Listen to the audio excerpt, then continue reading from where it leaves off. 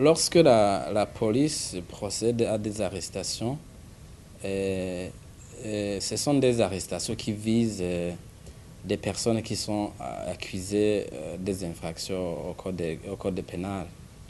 Et seules ces personnes-là peuvent être appréhendées par la police. Et au moment de l'arrestation, la police ne cherche pas à savoir si telle personne provient de telle ou telle autre formation politique, parce que nous savons qu'il n'y a pas une formation politique qui est constituée par des criminels. Une personne est recherchée par la police parce qu'elle est accusée d'avoir commis des crimes et elle est qualifiée criminelle sans considération de son appartenance politique.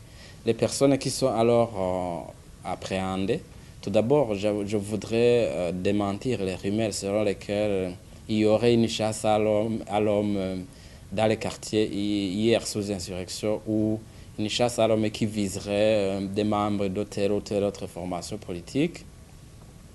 Et ce sont des rumeurs sans fondement. Les personnes qui sont appréhendées par la police, d'abord, elles ne sont pas nombreuses, et ce sont des personnes qui sont accusées d'avoir commis des infractions ou qui sont accusées d'avoir voulu participer à des infractions avant qu'elles ne commettent ces crimes. Donc, d'abord, elles ne sont pas nombreuses, ces personnes. Comme vous le savez, les criminels ne sont pas plus nombreux que les personnes innocentes. Et ensuite, elles ne sont pas arrêtées dans un quartier quelconque uniquement, ou alors dans une formation, en provenance d'une formation politique quelconque.